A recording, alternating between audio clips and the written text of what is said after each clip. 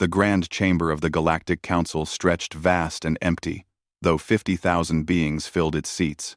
Ambassador Ji-won Kim stood at the center platform, her small human form dwarfed by the towering aliens surrounding her.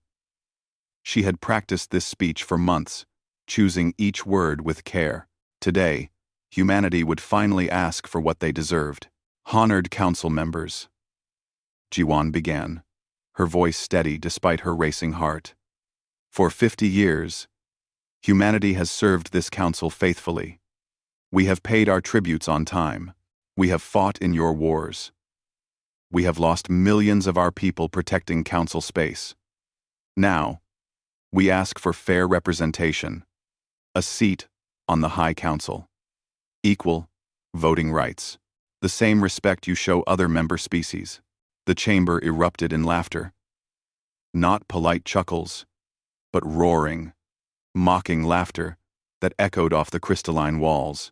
Councillor Vrex, a being that looked like living metal with too many eyes, leaned forward in his throne. His voice boomed across the space.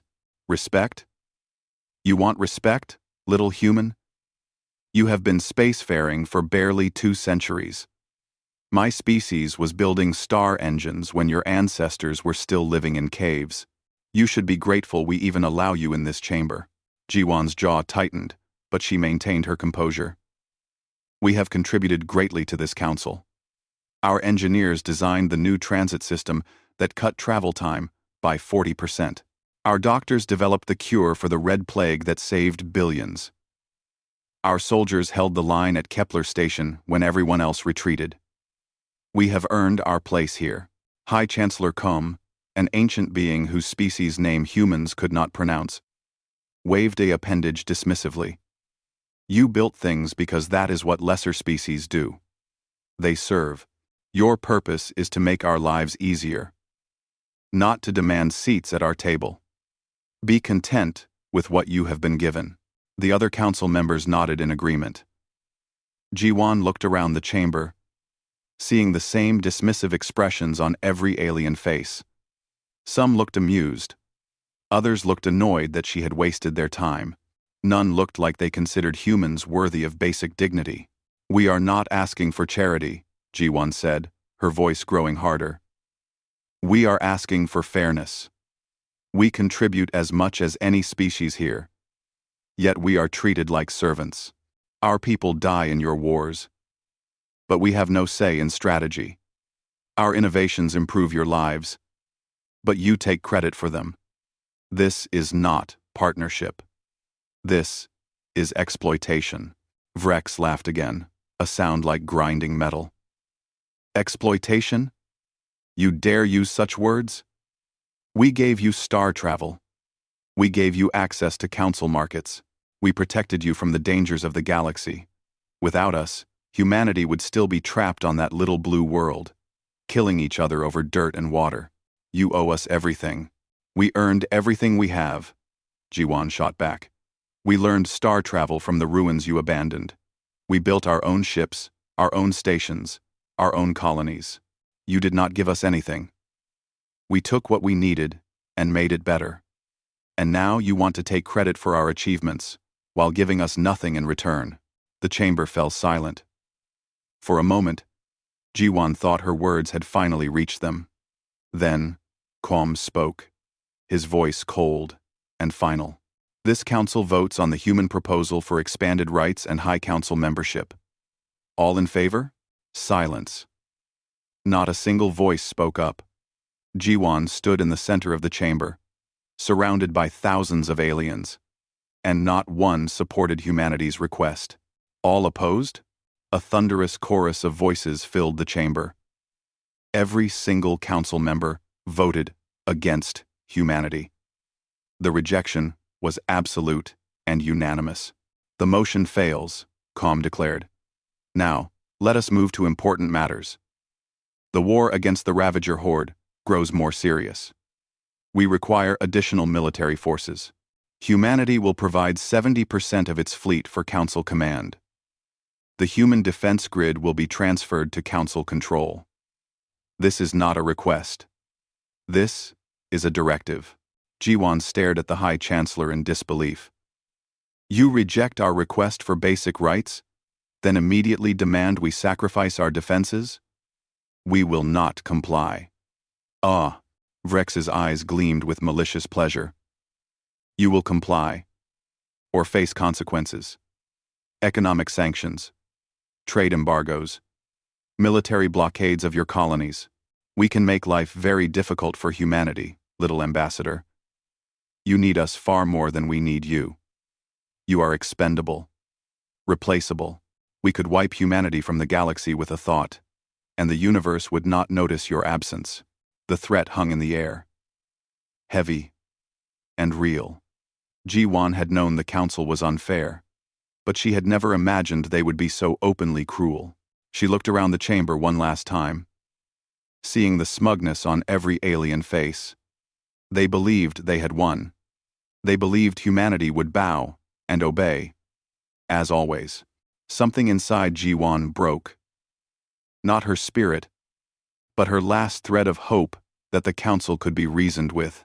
She had spent years trying to build bridges, trying to find common ground, trying to believe that fairness and logic would eventually prevail. She had been a fool. No, Jiwon said quietly. The single word cut through the chamber's noise like a blade. Calm tilted his massive head. No? You refuse a direct council order? Humanity withdraws from the Galactic Council, effective immediately, Jiwon said, her voice growing stronger with each word. We will not serve masters who see us as slaves. We will not fight wars for leaders who see us as cannon fodder. We will not remain in a system that treats us with contempt while demanding our sacrifice. We are done. The chamber erupted in laughter again, even louder than before. Vrex was practically howling with amusement. You cannot survive without the council. You will be back within a year, begging on your knees for readmission. And when you do, we will make you pay dearly for this insult. Jiwon looked directly at Vrex, her eyes hard as steel. We will never return. We would rather face the void alone than spend another day in your presence. Goodbye, Council. Enjoy the empire you have built on the backs of others. I wonder how long it will stand when those backs are no longer there to support it. She turned and walked toward the exit. Behind her, the laughter continued. They thought she was bluffing. They thought humanity would crumble without them. They had no idea what was coming. As Jiwon stepped through the doorway and left the council chamber for the last time, she activated her communicator. Captain Park, this is Ambassador Kim. Execute Protocol Exodus. We are going home, all of us, and we are taking everything we built with us. The die was cast. Humanity had turned its back on the Galactic Council. There would be no going back from this moment. But as Jiwon walked through the corridors of the council station toward her ship, she felt something she had not felt in years. Freedom. Captain Minho Park received the message while standing on the bridge of the HNS Defender, humanity's largest warship stationed near Council space, Protocol Exodus. He had hoped this day would never come, but he had prepared for it nonetheless. Every human military commander had trained for this scenario. Now, it was real. All ships, this is Captain Park. He broadcast across the human fleet. Protocol Exodus is now active. We are going home. Begin defensive formation pattern. Delta 7. No hostile actions unless fired upon first, but make it very clear that anyone who tries to stop us will regret it. 300 human warships moved into position, creating a protective corridor through Council space. Meanwhile, on every human colony, station, and outpost, alarms began to sound. Not emergency alarms, but the recall signal every human recognized. The message was simple and clear. Pack everything you can carry and get to the nearest transport. Humanity was leaving. Governor Do-hyun Choi stood on the balcony of his office on New Seoul, watching the organized chaos below. Billions of humans lived on this world. They had transformed it from a barren rock into a garden paradise over 40 years of backbreaking work. Every building, every road, every system had been built with human hands and human ingenuity, and now they would take it all with them. "Governor, the first wave of transports is ready," his assistant reported. "We can begin loading civilians within the hour." "Good," Do-hyun said. "And the infrastructure teams? Already working. Engineer Kang says they will have the power grid dismantled within 3 days. The water systems will take a week. Everything else is on schedule." Do-hyun nodded. The Council would get nothing from humanity's departure. Every useful system would be removed or destroyed.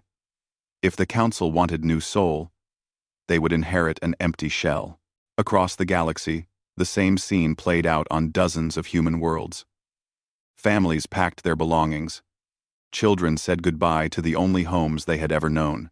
Workers carefully dismantled the infrastructure they had spent years building. It was organized, methodical, and absolutely thorough. Engineer Sumin Kang supervised the shutdown of New Seoul's main power reactor, a masterpiece of human engineering that had powered the entire planet for 20 years. "Cut the primary conduits," she ordered her team. "Drain the coolant systems. Remove the control computers. When we are done, this reactor should be nothing but an expensive paperweight." One of her workers looked troubled. "This seems wasteful. We built something amazing here, and we will build something even more amazing back home," Suman replied. "But we will not leave gifts for people who treated us like garbage. The Council wanted our work without respecting our worth. Now they can learn to live without both." The Council did not take the Exodus seriously at first. They assumed it was an empty gesture, that humans would stop once they realized the enormity of what they were attempting. But as days passed and human ships kept loading and departing, the laughter began to fade. Counselor Vrex watched reports coming in from human-occupied territories. Every single human was leaving. Not just some. Not just the ones who were angry. Every single one. And they were taking everything with them. "This is impossible," Vrex muttered. "They cannot move billions of people. They do not have enough ships, but humans did have enough ships because they had been building them in secret for years. Massive colony transports that could carry hundreds of thousands emerged from hidden shipyards. They had planned for this possibility, even while hoping it would never be necessary." Captain Minho Park's fleet encountered its first challenge 3 weeks into the Exodus.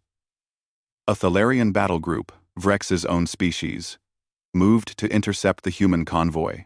"Human vessels, you are ordered to stop and return to Council space immediately," the Thalarian commander broadcast. "Your departure is illegal and will not be tolerated." Minho studied his tactical displays. 20 Thalarian warships against his 300. They were trying to intimidate him. They expected humans to back down when faced with a show of force. "Thalarian commander, this is Captain Park," Minho responded calmly. "We are leaving Council space peacefully. We have no desire for conflict. Step aside and let us pass. You do not give orders to the Council's military, human. Stop your ships or we will stop them for you," Minho sighed. He had hoped to avoid this. All human ships, battle stations, target lock all Thalarian vessels, prepare firing solutions, but hold fire unless they attack first. 300 human warships suddenly lit up the Thalarian sensors. Advanced targeting systems locked onto every vital point of every enemy ship. The Thalarian commander found himself staring at his own death, calculated and displayed in perfect detail. "You are outmatched, Commander," Minho said quietly. "Your ships are old. Your tactics are predictable. Your weapons cannot penetrate our shields at this range. If you attack, all 20 of your ships will be destroyed before you land a single hit on us. Is stopping some departing refugees worth dying for?" The Thalarian commander stared at his displays, seeing the truth of Minho's words. Human ships were not just more numerous. They were better, faster, stronger, more advanced. When had that happened? When had the primitives become superior? "Stand down," the Thalarian commander finally ordered. "Let them pass." The human fleet continued through Council space without further incident. Word spread quickly. Do not try to stop the humans. They are not running away in fear. They are leaving by choice, and they will defend that choice with overwhelming force. On New Seoul, the last humans boarded the final transports. Governor Do-hyun Choi walked through the empty streets of the capital city one final time. The buildings still stood, but they were hollow. Every useful component had been removed. Power, water, communications, environmental systems, all gone. The council would inherit beautiful architecture with none of the systems that made it functional. Engineer Suman Kang joined him. "It is done, Governor. New Seoul is officially dead." Do-hyun nodded sadly. "I hate leaving it like this. We built something beautiful here. I, and we will build something more beautiful where we are going," Suman assured him. "Somewhere we will be appreciated instead of exploited." The last human ships departed from New Seoul, leaving behind an empty world. Across the galaxy, similar departures were happening. Dozens of human colonies, abandoned but stripped of everything valuable. Hundreds of space stations, evacuated and shut down. Thousands of outposts, emptied and dismantled. The council began to realize what they had lost. Human engineers had quietly improved systems throughout council space. They had optimized power grids, upgraded communication networks, enhanced agricultural systems, streamlined port operations. None of it had seemed important at the time. The council had barely noticed. But now, with humans gone, everything started breaking down. Power failures became common. Communication networks developed glitches. Spaceport traffic snarled in confusion. Agricultural yields dropped. It happened slowly at first, then accelerated as cascading failures spread through systems that humans had maintained. Counselor Vrex sent a message to Admiral Ji-won Kim, who had been promoted to lead the Exodus operations. "Ambassador, we may have been hasty. Perhaps we can discuss reasonable terms for humanity's return to the Council." The message went unanswered. Ji-won did not even bother to respond. High Chancellor Kwom called an emergency session of the Council.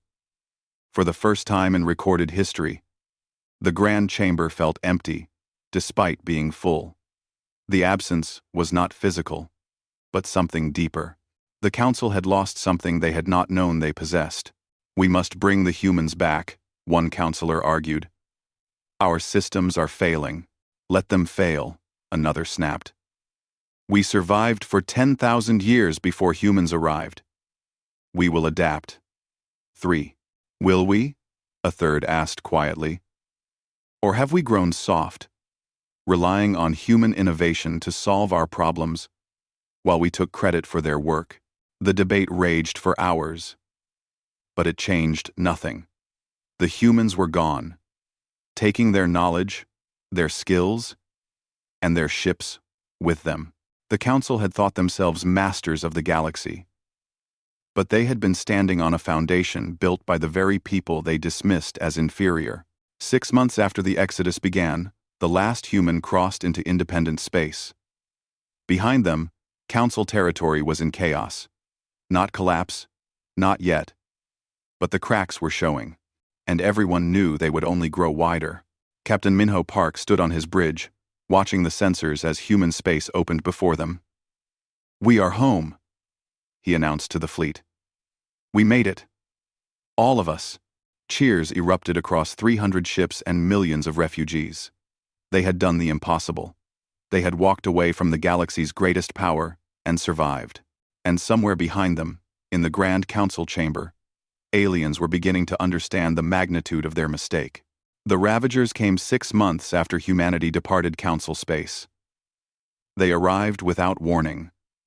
A vast fleet of organic ships that looked like they had been grown, rather than built. Their technology was strange, alien in ways that made even the Council's diverse species uncomfortable. But what truly terrified the Council was how effectively the Ravagers fought. Intelligence Officer Yuna Shin monitored the invasion from humanity's long-range sensor arrays, watching the Council's defenses crumble. "Admiral Park, you need to see this," she called across the command center. "The Council's Grand Fleet just engaged the Ravagers at the Helix Nebula. It is not going well." Admiral Minho Park, now commanding all human military forces, studied the tactical displays. The Council had committed 8,000 warships to the battle, a force that should have been overwhelming. But the Ravagers fought with a coordination and adaptability that the Council's rigid battle formations could not counter. "They are tearing the Grand Fleet apart," Minho observed quietly. "The Council fights like they have always fought, expecting their enemies to be impressed by numbers and power. The Ravagers do not care about impressive displays. They care about winning." The Battle of Helix Nebula lasted 6 hours. When it was over, the Council's Grand Fleet had been reduced to scattered survivors. 5,000 warships destroyed. Millions of Council soldiers dead. The Ravagers had achieved the impossible, shattering the military might that had maintained galactic peace for millennia. Yuna compiled her report, tracking the Ravager advance across Council space. "They are not just conquering territory. They are consuming it. Every world they take is stripped of resources. Every population is either eliminated or enslaved. This is not a war of conquest. This is extermination." Dr. Unji Lee, now head of Humanity's Advanced Research Division, studied the Ravager technology from sensor data. "They are efficient," she admitted grudgingly. "Their ships can adapt to different threats in real time. Their weapons evolve during battle. Fighting them with conventional tactics would be nearly impossible." "Could we defeat them?" Minho asked. Unji thought carefully before answering. "Yes. Their adaptability is impressive, but it follows patterns. We could develop counter-strategies, but it would cost us dearly. Thousands of ships, millions of lives, maybe more, and we would be spending those lives to save people who treated us as disposable," Minho said bitterly. The reports from Council space grew worse each day. Entire species were being wiped out. Worlds that had existed for thousands of years were reduced to barren rocks. The Ravagers were doing to the Council what the Council had feared humanity might do if given power. They were erasing them from existence.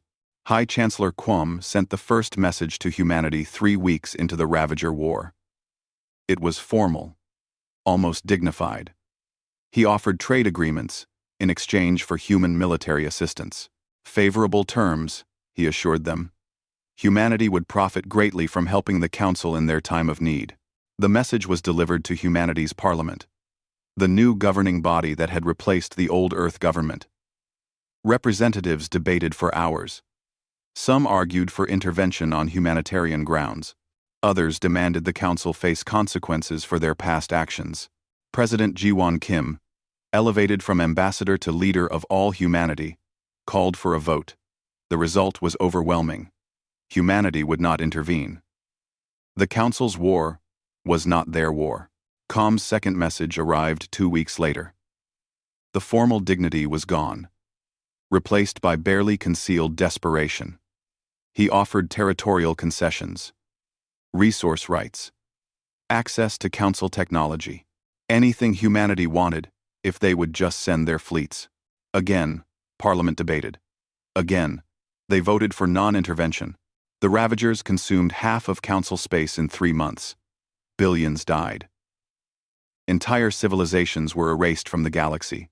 Refugee ships fled in all directions, carrying survivors of species that had once ruled the stars. Some of those refugee ships reached human space. The first to arrive was a battered transport carrying Thalarian civilians, members of Councillor Vrex's own species. They expected to be turned away, or worse, executed for the crimes of their leaders. Instead, they were welcomed. Human ships escorted them to safety. Human doctors treated their wounded. Human volunteers provided food, shelter, and basic supplies. The Thalarians could not understand it. "Why are you helping us?" one Thalarian asked a human relief worker. "After everything we did to you, Why show us mercy? Maywerwa, the human, a young woman named Sora Lim, who had become humanity's primary refugee coordinator, smiled sadly.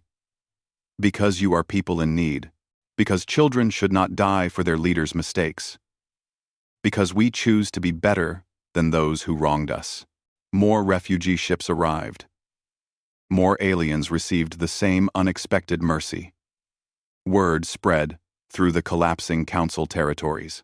The humans, the species that had been dismissed and exploited, were offering aid to those who had oppressed them. Counselor Vrex's third message to humanity was not an official communication. It was a personal plea, sent from a small shuttle approaching human space. He requested asylum and an audience with human leadership. The request was granted. Vrex appeared before humanity's parliament, the same chamber where representatives from dozens of human worlds gathered to govern their species. He looked diminished somehow. Despite his imposing size, the arrogance was gone, replaced by something humans had never seen from him before: humility. I come before you not as a counselor, but as a beggar, Vrex began, his voice quiet.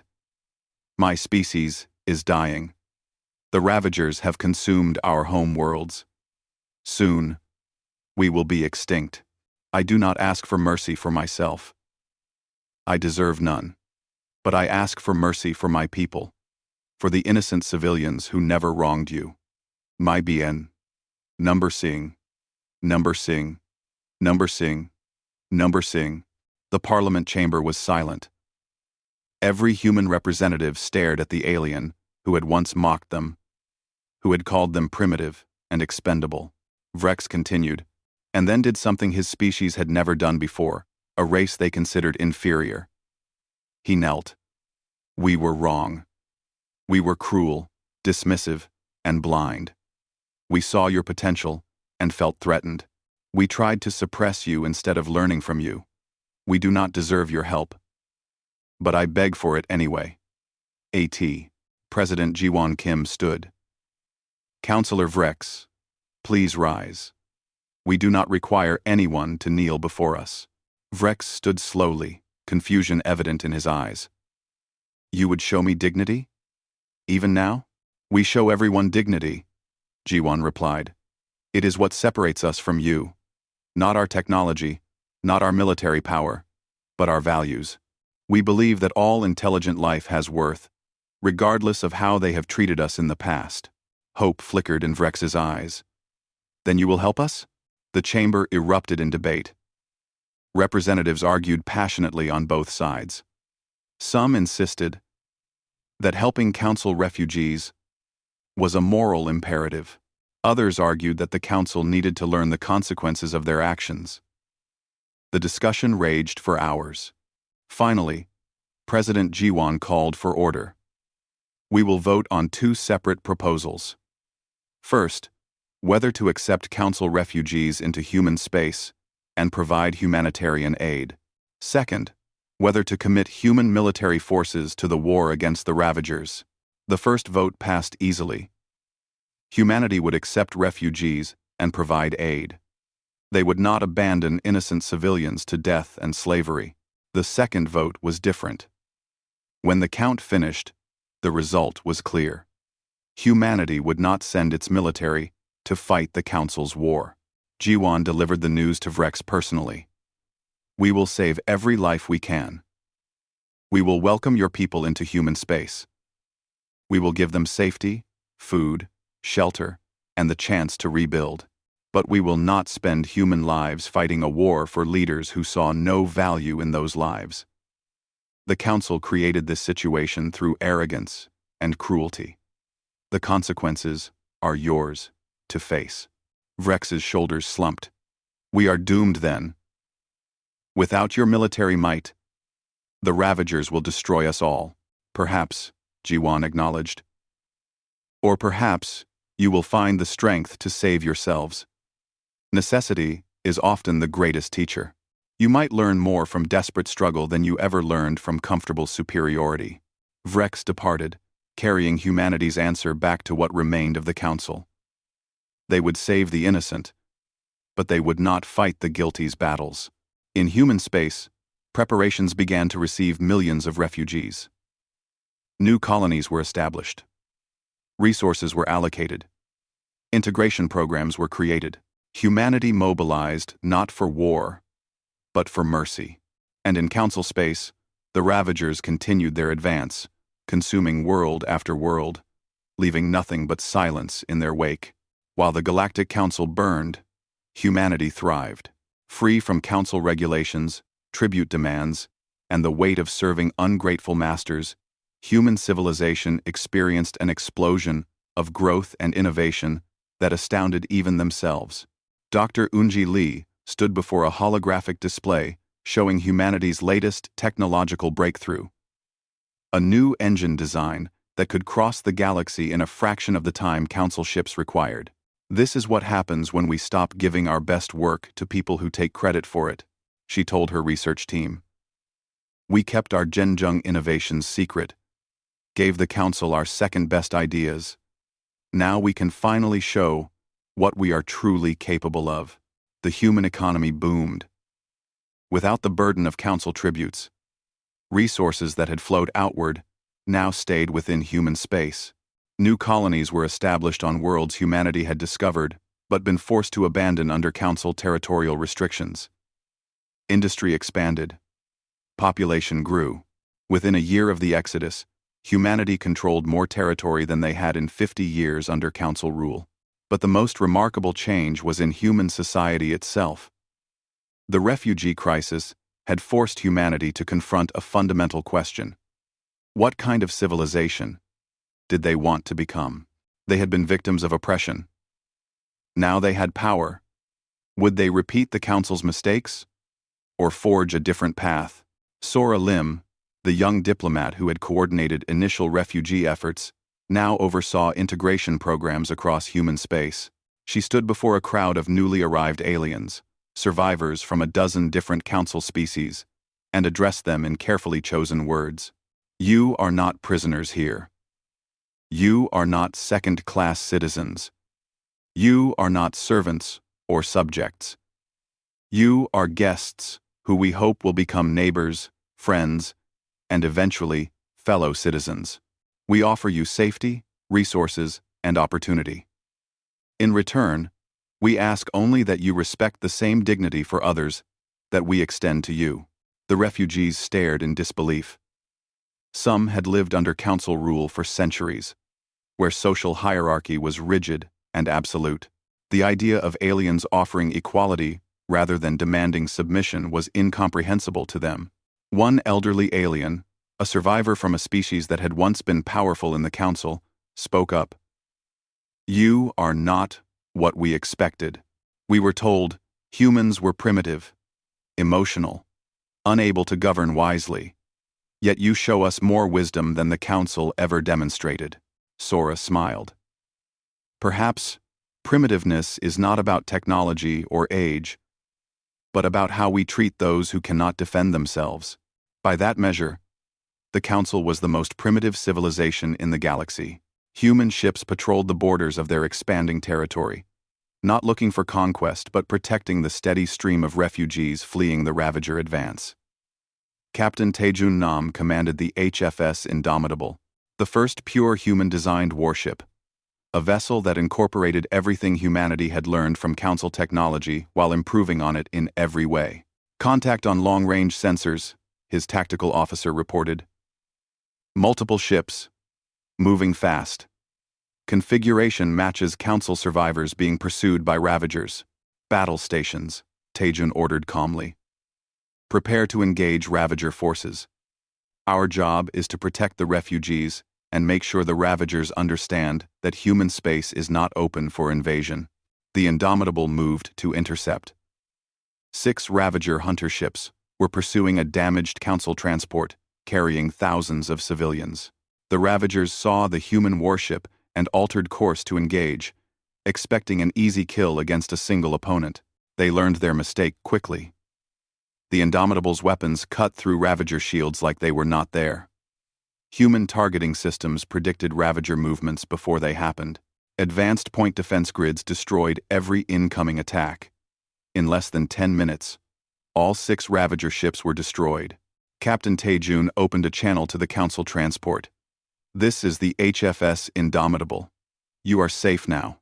Please follow us to the nearest human station, where you will receive medical care and temporary housing."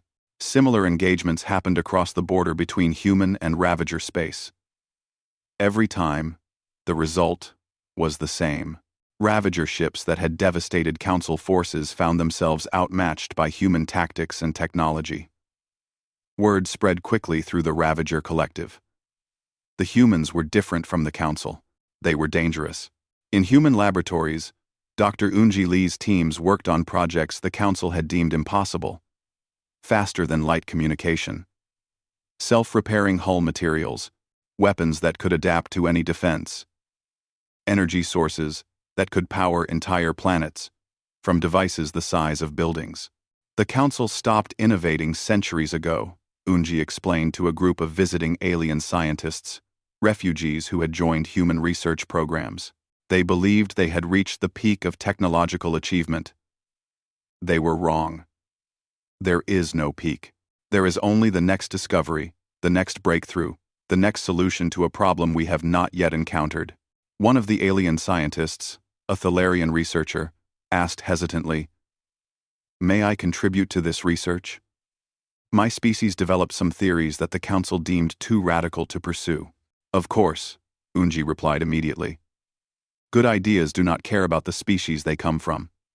Share your theories. If they have merit, we will explore them together." The alien researcher's eyes widened. "Just like that? No review board? No permission from senior researchers?" Eunji laughed. "In the Council, good ideas died in committees. Here, we try things. We fail fast, learn faster, and keep pushing forward. If your theory is wrong, we will learn why. If it is right, we will change the galaxy. Either way, we move forward." President Ji-won Kim addressed humanity in a broadcast that reached every human colony and station. "We stand at a crossroads of history. We have been given the opportunity to build something new, something better than what came before. The Council ruled through fear and force. We will lead through example and cooperation. The Council saw diversity as a weakness to be suppressed. We see it as strength to be embraced. The Council believed might made right. We believe compassion makes civilization." Her words resonated across human space and beyond. Refugees shared them with other refugees. Council survivors compared humanity's actions to their former masters. Slowly, a shift began. People stopped seeing humans as the galaxy's newcomers and started seeing them as the galaxy's future. 5 years after the Exodus, humanity controlled a third of the galaxy. Not through conquest, but through expansion into abandoned space and the willing integration of refugee populations. Human colonies dotted former Council territory, bringing life and prosperity to worlds the Ravagers had left barren. The Ravager Collective watched humanity's expansion with growing interest. They had consumed half the galaxy, but human space remained untouched. Every probe they sent into human territory was destroyed. Every raid was repelled with overwhelming force. The humans were not prey. They were predators who had chosen not to hunt. The Ravager Queen, the hive mind controlling the collective, made a decision. She would test humanity's strength directly. A massive assault force was assembled, the largest the Ravagers had ever committed to a single battle. They would attack the human colony of New Harmony, a thriving world on the edge of human space. Admiral Minho Park received the warning from long-range sensors. "They are coming in force. 2,000 Ravager capital ships, plus support vessels. They want to break us. See. Wan. On side. Then we will show them why that is a mistake." Minho replied. "All fleets converge on New Harmony. We end this threat today." Minho replied. "We see our on New Harmony. We see our On New Harmony will show them why that is a mistake. On New Harmony. We end this threat. On New Harmony. The Battle of New Harmony would become legendary. 500 human warships faced 2,000 Ravager vessels in the largest naval engagement in galactic history. The battle lasted 18 hours. When it ended, the Ravager assault force had been annihilated. Less than 50 Ravager ships escaped to carry news of the defeat back to their queen. Human casualties were light. 12 ships damaged, none destroyed. The technological and tactical superiority was absolute and undeniable. The Ravager Queen sent a message to human leadership, the first communication the collective had ever initiated with another species. You are worthy adversaries. The collective will not enter your territory again. Remain in your space, and we will leave you in peace. Admiral Minho's response was brief and final. Agreed. But understand this. If you attack human space again, we will not stop at our borders. We will hunt every Ravager ship, destroy every Ravager world, and end your collective completely. Choose peace or choose extinction. The Ravagers chose peace. Humanity had achieved what the mighty Galactic Council could not. They had made the unstoppable Ravagers stop. 20 years had passed since humanity walked away from the Galactic Council. The galaxy was unrecognizable from what it had been. The Council was extinct, survived only by scattered refugee populations living throughout the galaxy. The Ravager Collective had retreated to the galactic rim, content to develop their territory rather than continue their conquest. And humanity had become the dominant power in known space. Not through conquest, but through something far more powerful. Bora Han was a young historian, born after the Exodus, who had grown up hearing stories of the Council's fall. Now she walked through the preserved Council Assembly Hall on Viridian Prime, a museum maintained as a reminder of civilizations lost to arrogance. She was documenting interviews with the last survivors of the Council, capturing their stories before those memories were lost forever. Her first interview was with former High Chancellor Quam, who lived in a modest apartment on New Earth, humanity's capital world. The being who had once commanded the galaxy now spent his days reading in a public park, supported by a human pension, and watched over by no one. He was free to go anywhere, do anything, yet he chose to stay in one quiet place. Do you ever regret your choices? Bora asked, her recording device capturing every word. Calm was silent for a long time. When he finally spoke, his voice carried the weight of 2 decades of reflection. Regret is too small a word for what I feel. We had everything: power, knowledge, prosperity, peace. We ruled the greatest civilization the galaxy had ever known. But we lacked the one thing that mattered most: wisdom.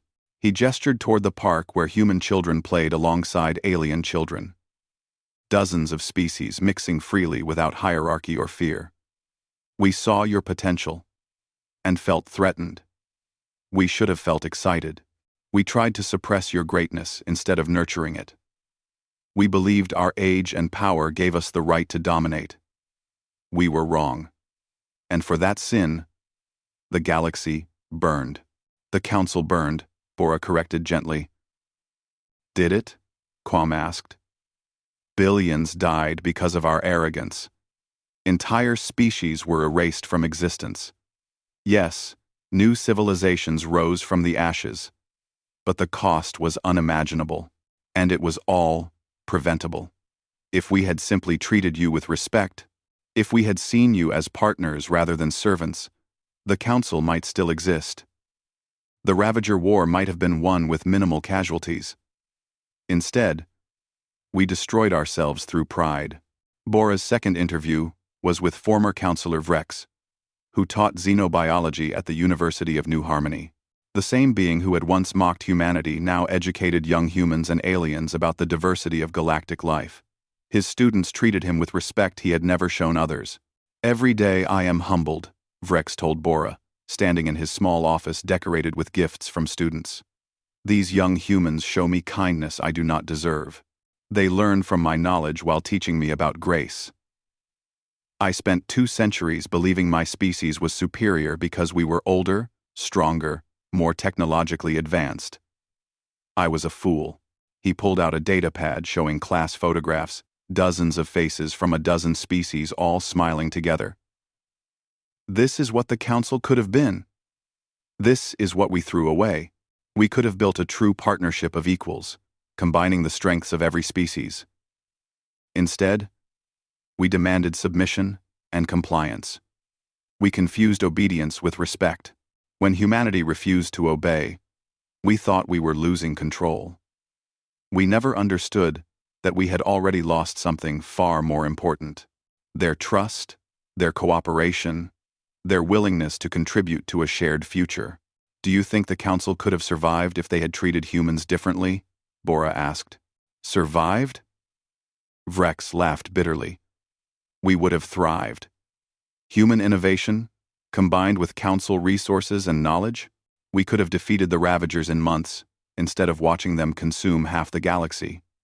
We could have expanded into new frontiers, instead of stagnating in comfortable superiority. We could have built something truly eternal. Instead, we built a monument to our own arrogance, and it collapsed the moment we lost the foundation we never acknowledged we were standing on. President Ji-won Kim, now in her 70s, stood before the memorial to lost lives, a vast wall listing every human who died during the council years. Millions of names, each representing someone who had sacrificed for a civilization that never valued them. She visited this memorial every year on the anniversary of humanity's withdrawal. We were not perfect, she said softly, touching a name she recognized. A friend lost in a council war. We made mistakes. We struggled. We doubted ourselves. But when faced with oppression, we chose dignity over submission. When we gained power, we chose mercy over revenge. When we had the chance to become what we despised, we chose to be better. A young reporter approached respectfully. Madam President, some historians argue that humanity should have helped the Council during the Ravager War, that we had a moral obligation to prevent genocide. Ji-won turned, her eyes hard despite her age. We saved every refugee we could. We welcomed millions of Council citizens into human space. We gave them safety, resources, and opportunity. What we did not do was spend human lives fighting a war for leaders who had spent decades demonstrating that human lives meant nothing to them. That was not cruelty. That was justice. But billions died, the reporter pressed. And whose fault was that? Ji-won asked sharply. Ours? For refusing to be cannon fodder? Or the Council's? For creating a military so bloated and inefficient that it collapsed when actually tested? For alienating the one ally who could have saved them? For building a civilization on exploitation rather than cooperation? The Council's fall was tragic, but it was not our tragedy to prevent. We offered mercy to the innocent. We refused to enable the guilty. I would make the same choice again. Fleet Admiral Hyun-woo Song, the young tactical officer who had become humanity's supreme military commander, addressed a gathering of new officers graduating from the Human Defense Academy. Among the graduates were humans, Delarians, Vexians, Korathi, and a dozen other species, all serving together as equals. You are the future of galactic defense, Hyun-woo told them. Not just human defense, but the protection of all free peoples. You have been trained in the greatest military academy in the galaxy, learning strategies and technologies that make you the finest warriors ever assembled. But technology and tactics alone do not make great defenders. Values make great defenders. He gestured to the mixed group of graduates. Look around you. Your classmates come from species that once served different masters, followed different laws, fought in different armies. Today, you serve together because you share the same values. Dignity for all intelligent life. Justice over power. Cooperation over domination. These values make you strong. Never forget them. Never compromise them. The moment you believe might makes right is the moment you become what we escaped from. In the research laboratories of New Terra, Dr. Unji Lee worked with alien scientists on projects that would have seemed impossible during the Council era. She was elderly now, her hair white, and her hands sometimes shaky. But her mind remained brilliant. Young researchers, human and alien alike, sought her guidance. The Council fell because they stopped growing, she told a group of students. They believed they had reached the pinnacle of achievement. They saw innovation as risky rather than necessary. They became comfortable, then complacent, then obsolete. Never make that mistake. Never stop questioning. Never stop exploring. Never stop reaching for tomorrow. The moment you think you know everything is the moment you guarantee you will learn nothing new. A Thalarian student raised their hand. Professor Lee, my grandmother served on the Council's Science Directorate. She says humans advanced faster in 20 years than the Council did in 2000. How is that possible? Unji smiled. Because we were never told what was impossible. The Council had experts who would declare ideas unworkable before even testing them. We had desperation, curiosity, and the freedom to fail. We tried things that should not have worked. Some didn't, but some did. And those successes changed everything. Innovation requires the courage to be wrong and the wisdom to learn from it.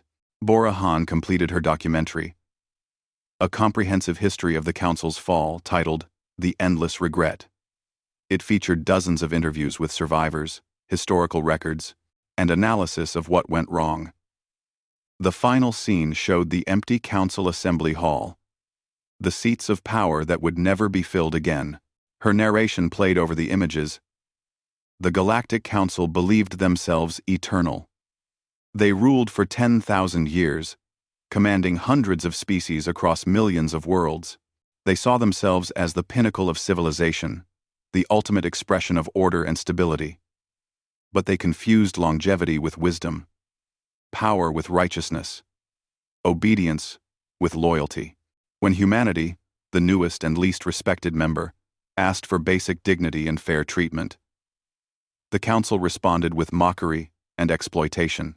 The scene shifted to footage of humanity's exodus. Millions of ships leaving Council space in the largest migration in history. Humanity walked away, not in defeat, but in defiance.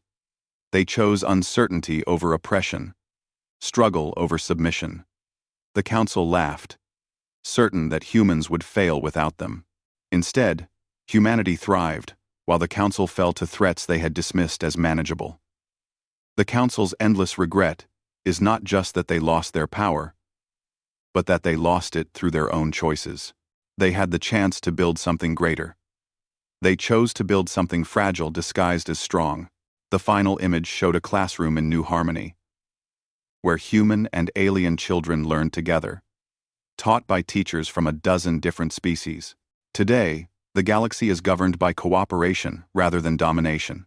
Species that once served under Council rule now work as partners in building a better future. The Ravagers, once an unstoppable threat, have become trading partners after learning that humans fight harder than any species in history.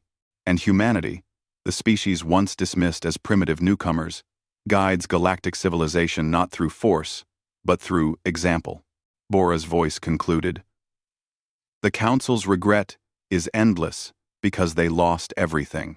Humanity's regret is tempered because they gained something better. Not an empire, but a community. Not subjects, but friends. Not dominance, but partnership. The Council is gone, but from its ashes, something better has grown. The documentary ended with President Ji-won Kim's final address to humanity before her retirement, delivered to a chamber filled with representatives from over 50 species, all with equal voices and equal respect. 20 years ago, we turned our backs on the Galactic Council. Some called it retreat. Others called it surrender. But we knew it was something else. It was a choice to determine our own destiny. The Council believed we would fail without them. Instead, we thrived. They believed we would beg to return. Instead, we built something better. They believed we would become like them, when given power. Instead, we became ourselves. She paused, looking around the diverse chamber. We are not perfect. We still struggle. We still make mistakes. But we face those challenges together. As equals. The Council's endless regret is that they learned too late what we understood from the beginning. That true strength comes not from dominating others, but from lifting them up. That civilizations are not judged by their power, but by how they treat those with less power. That the greatest achievements come not from submission, but from cooperation. The chamber erupted in applause, voices from dozens of species joining together in celebration of a future built on values the Council never understood. Somewhere in the galaxy, in quiet apartments and modest homes, the last survivors of the Galactic Council watched the broadcast. They saw what their civilization could have become. They understood what they had lost, and they carried their endless regret, knowing that everything they had destroyed could have been saved with a simple choice they had refused to make. The choice to see others as equals rather than servants. The choice humanity made for them by walking away and never looking back.